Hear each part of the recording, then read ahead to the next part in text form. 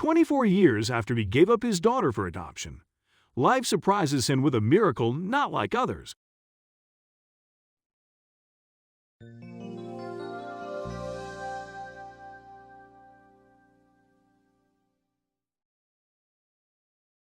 It all started 24 years ago, when a man named Will Russell was struggling to gain back the stability in his messed up life.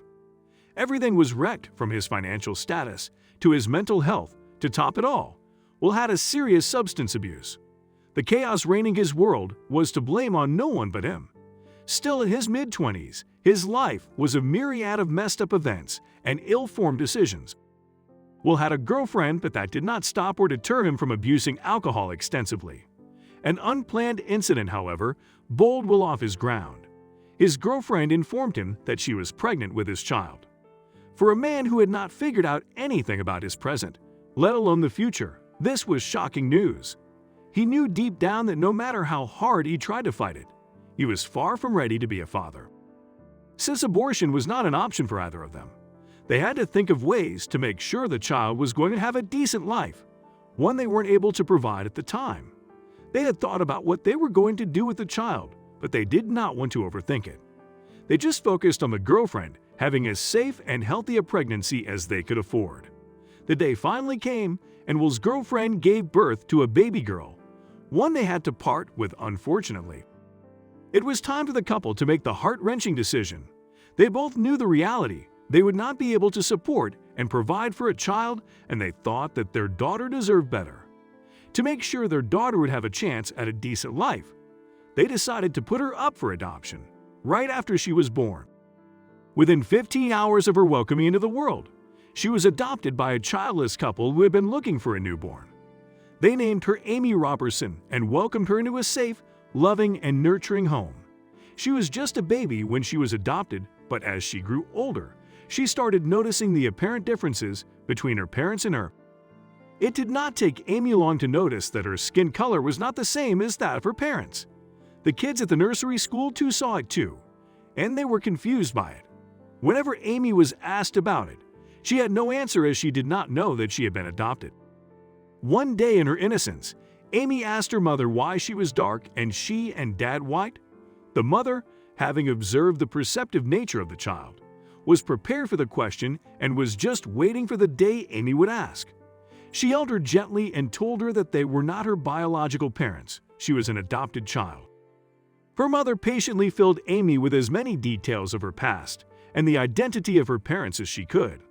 She told her that her birth mother was of Mexican-American origin, while her father was black. She even told her their names. Amy grew up to be the only child in her adoptive family, but she always wondered about her birth family and if she had any siblings. Even though Amy was loved by her adoptive parents as she was growing up, she always felt as an outsider, especially during family gatherings and events. She always knew that she belonged somewhere else. Amy wanted so badly to meet her biological parents and get to know them. She had so many unanswered questions to which the answers were hiding right under her nose. She wouldn't have gone to lengths to find her parents. Meanwhile, her biological father, Will, was doing his best to shift the course of his life. It had been a long time since he had broken up with the woman who gave birth to Amy, but breaking up with drugs and alcohol, he found it harder to do. In 2004, he surrendered himself to faith, and in his own words, he found Christ. This helped him get past his addictions, and in 2007, he turned into a pastor.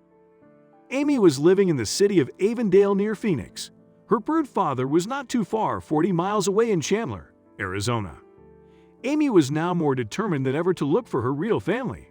It was the age of the internet, and many people had managed to find their long-lost relatives, lovers, or acquaintances via Facebook.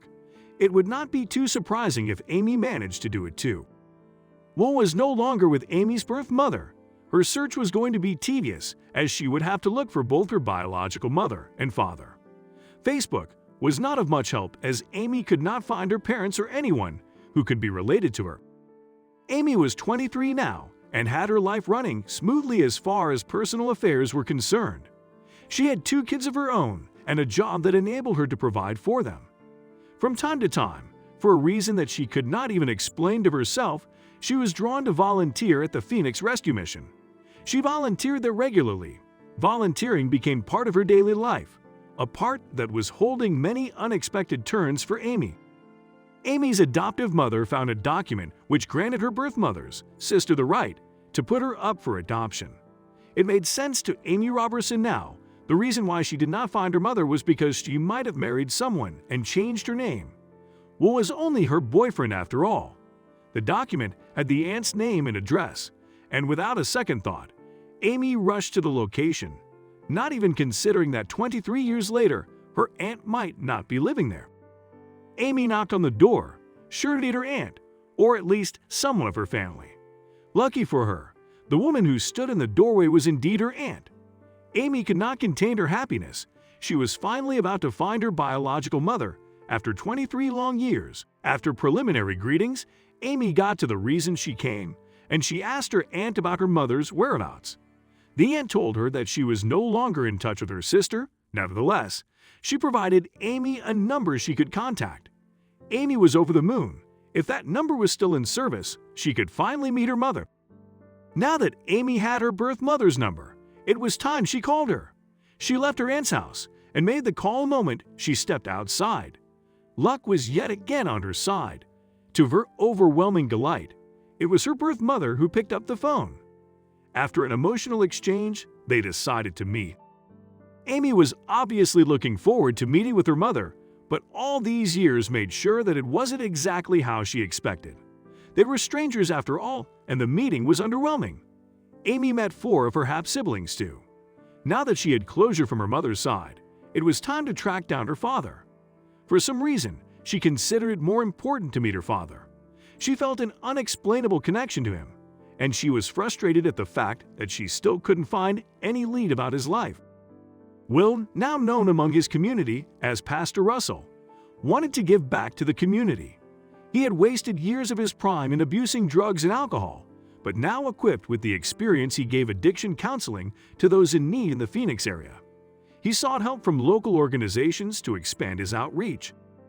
Phoenix Rescue Mission is a soup kitchen that provides shelter to the homeless.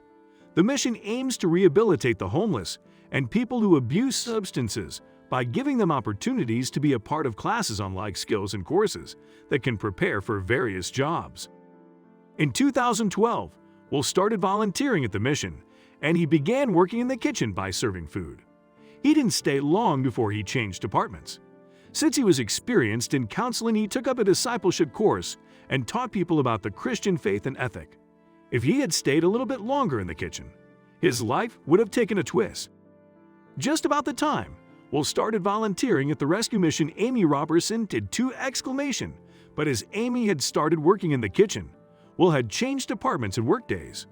Had he not changed the department at the time he did, the father-daughter reunion would have happened sooner than it did. When asked later, they both said that there was this overwhelming feeling to go to the Phoenix Rescue Mission as often as possible. In an interview, Will said, "I just felt myself drawn here, so I started serving here." And Amy said, "I felt like this is where I needed to be.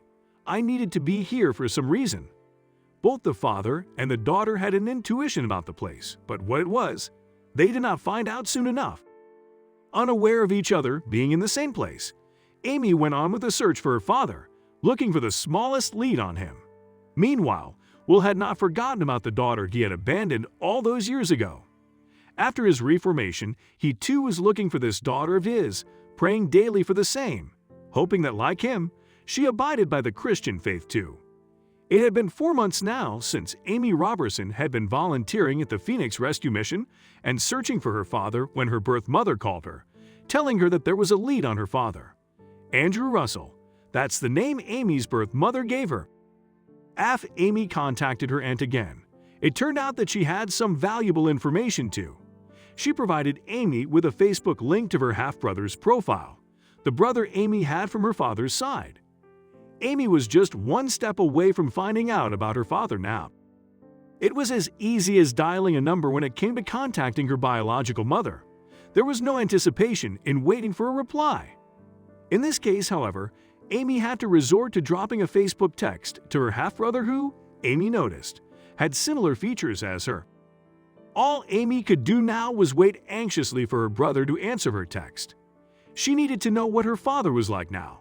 Was he still an addict or did he change? To her relief and delight, her half-brother wrote back to her, and he gave her the phone number of her father. The wait was finally over. The final reunion with her father was going to happen at last. There were so many questions Amy wanted the answers to. She wanted to know more about herself, about her father's life, past, and the reason he had given up on her. She picked up the phone and dialed the number she had been provided with and breathlessly heard the ring go. A man picked up. He was obviously Will, but that's not the name her birth mother gave her, so she addressed him with the name she knew, Andrew. There was silence on the other side, and she almost felt her heart burst out of fear and anxiety. Will was wondering she was. Andrew was his middle name, and not many people knew that. He thought that people knew him as Will, and not many people knew his middle name was Andrew. After that, she said the words to him that would bring happiness to both their lives. "This is Amy, your daughter," to which she received no answer. Silence was killing her and couldn't handle it any longer. She pleaded, "Say something." And he finally had the courage to reply. Will was overjoyed and couldn't find the words to say to such news. He had been looking for his daughter too, like she did for him. As calmly as he could, he said his first words to his daughter, "It's going to be okay," but it was going to be better. They were yet to find out that they had been working at the same place for months now. None of them wanted to delay the time of meeting any longer. 24 years were enough. They made a breakfast plan for the next morning, but neither of them was able to sleep from excitement. When they met the next morning, Amy had no doubt it was her father. She was a spitting copy of him. The next morning, the father and daughter met for breakfast, their first meal together in 24 years. There was so much to catch up on, and they did, but Will had to leave. He told her daughter that he had volunteer work to take care of. Intrigued by the common interest, Amy asked him about it, and that's when she knew he was close all this time. They just never crossed paths.